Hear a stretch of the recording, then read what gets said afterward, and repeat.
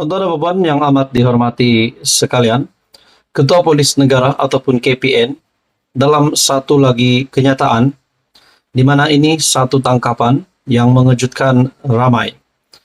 Tangkapan yang pasti mengejutkan kepimpinan politik di Malaysia. Satu artikel dari sinarharian.com. Pegawai kanan polis antara 3 ditahan SPRM. Kenyataan dari Ketua Polis Negara.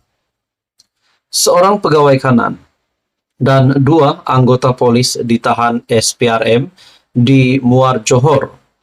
Ketua Polis Negara Tan Sri Razaruddin Hussain ketika mengesahkan perkara itu berkata, perincian lanjut mengenai penahanan mereka akan dibuat oleh Ketua Polis Johor.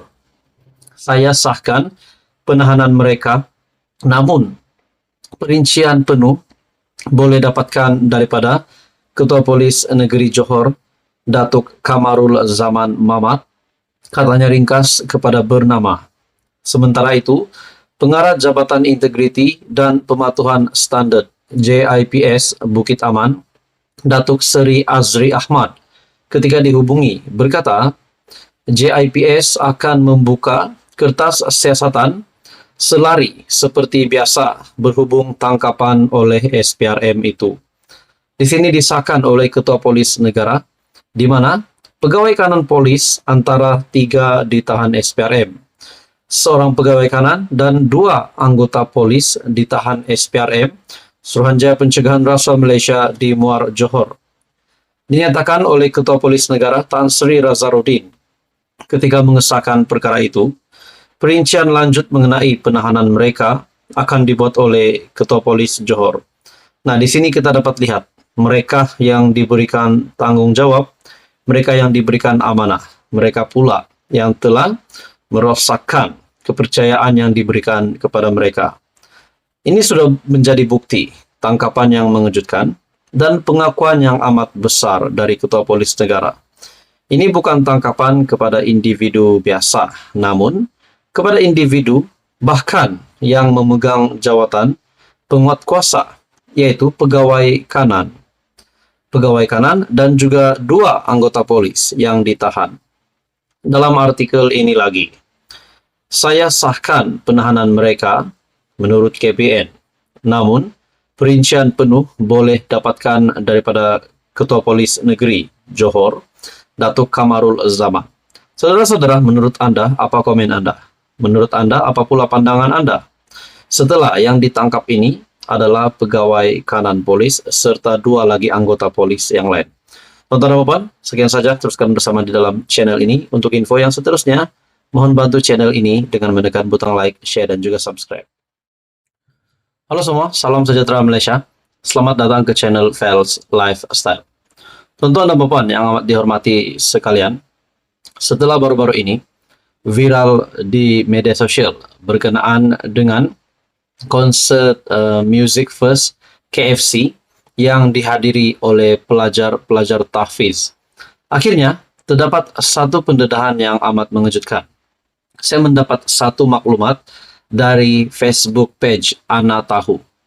Di dalam maklumat ini, menyatakan bahwa PN adalah dalang daripada semua ini, yang ingin menunjukkan kepada ramai orang bahwa kerajaan Madani ataupun kerajaan perpaduan pimpinan Datuk Seri Anwar Ibrahim seolah-olah telah membawa satu budaya yang tidak baik dengan membawa pelajar tahfiz di dalam konsert tersebut.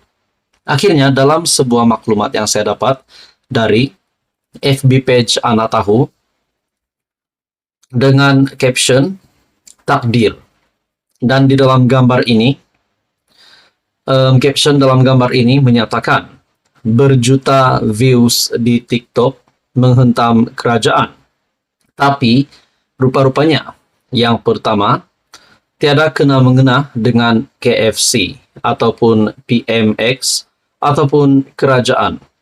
Yang kedua, seorang ahli perniagaan telah membeli 700 tiket untuk diedar kepada anak-anak yatim daripada 22 buah rumah anak yatim. Yang ketiga, Di antaranya Madrasah wa Tahfiz Al-Quran Rohingya yang terletak di TTDI Jaya. Yang keempat, kanak-kanak yang diviralkan itu anak-anak pelarian Rohingya yang tidak reti berbahasa Melayu. Yang kelima, akhirnya Perikatan Nasional ambil video sekerat-kerat, viralkan dan menuduh PMX ataupun PM ke-10 memesongkan akidah umat Islam. Misi Perikatan Nasional menyalahkan PM10 selesai. Misi Perikatan Nasional meraih sokongan politik selesai. Nah, ini maklumat yang saya dapat dari FB page Ana Tahu.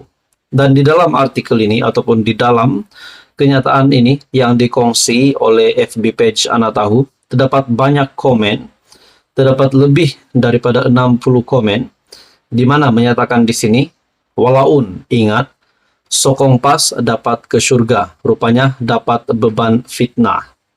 Ada kata, yang bagi tiket free itu Cina dari Klante. Cina itu kroni besar, parti walaun.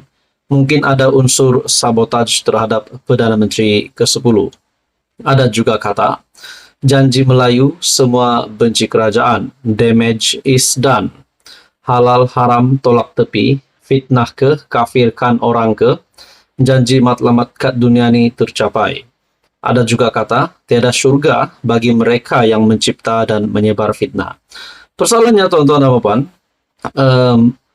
di dalam perkara ini ataupun situasi yang sangat hangat ini, siapakah yang benar-benar bersalah itu masih tergantung, masih menjadi persoalan. Jadi saudara-saudara, melalui caption dari FB page Ana Tahu, dinyatakan di sini, misi PN menyalahkan Perdana Menteri dan juga misi PN untuk meraihkan sokongan politik dengan membuat perkara ini memperlihatkan bahwa Perdana Menteri Datuk Seri Anwar Ibrahim lah yang bersalah. Ini maklumat dari FB page Ana Tahu. Jadi saudara-saudara, menurut Anda pula, apa komen Anda? Teruskan bersama di dalam channel ini untuk info yang seterusnya. Halo semua, salam sejahtera Malaysia. Tuan-tuan dan puan yang amat dihormati sekalian. Hari ini terdapat satu tajuk berita yang menyebut nama Khairy Jamaluddin dan juga salah satu menteri di dalam Kabinet Kerajaan Perpaduan, yaitu Tengku Zafrul. Disebutkan di dalam artikel berita dari biharian.com, Khairy Jamaluddin, Tengku Zafrul ganti Norza menjadi persoalan. Dalam artikel ini, walaupun lama lagi, tetapi desas-desus siapa pengganti Tan Sri Muhammad Norza Zakaria. Sebelum itu, mungkin ada yang tidak tahu siapakah Tan Sri Muhammad Norza Zakaria. Tan Sri Muhammad Norza Zakaria selaku Presiden Persatuan Badminton Malaysia BAM, di mana satu kabar angin yang sudah bertiup kencang, walaupun lama lagi, tetapi desas-desus siapa pengganti Tan Sri Muhammad Norza semakin sudah bertiup kencang. Dan yang menariknya, antara nama yang disebut-sebut menggantikan Norza yang akan melepaskan jawatannya hujung tahun ini ialah Menteri Pelaburan, Perdagangan dan Industri, Tengku Datuk Seri Zafrul, Tengku Abdul Aziz, dan bekas Menteri Belia dan Sukan, Khairy Jamaluddin Abu Bakar. Namun mereka yang memasang hajat meneruskan legasi Norza harus memiliki 5 syarat. Nah, persoalannya, adakah di sini sekiranya Tengku Zafrul yang akan menjadi Presiden BAM ataupun Persatuan Badminton Malaysia, adakah beliau akan melepaskan jawatan sebagai Menteri Pelaburan, Perdagangan dan Industri ataupun MITI? Dan yang kedua pula adalah Khairy Jamaluddin. Adakah sekiranya KJ menjadi Presiden Persatuan Badminton Malaysia BAM? Adakah ini bermakna KJ tidak lagi akan terlibat dengan politik? Nah, ini semua menjadi persoalan. Dalam artikel ini, perkara itu disuarakan secara pribadi oleh Timbalan Presiden BAM, Datuk Seri Jahaberdin Muhammad Yunus, yang berharap tokoh berwibawa dapat mengisi kekosongan itu dalam misi meneruskan kecemerlangan badminton negara. Katanya, antara syarat utama ialah tokoh berkenaan mampu mendapatkan dana selain memiliki minat mendalam terhadap sukan berkenaan. Tokoh yang berhajat juga perlu mempunyai kemampuan untuk mendampingi pemain dan jurulatih selain berupaya merangka program bagi meningkatkan sukan badminton ke tahap lebih baik. Adakah di sini KJ yang lebih layak ataupun mungkin Tengku Zafrul yang memang sudah ada jawatan sebagai menteri di dalam kabinet kerajaan hari ini? Awal bulan ini, Norza membuat pengumuman bakal mengosongkan kerusi nomor 1 badan induk berkenaan lebih awal berbanding selepas tamat Sukan Olimpik Paris 2024 seperti diumumkannya pada 15 Julai lalu. Secara pribadinya, menteri atau tidak, mesti ada 5 faktor yang saya gariskan itu, ujar Jahaberdin.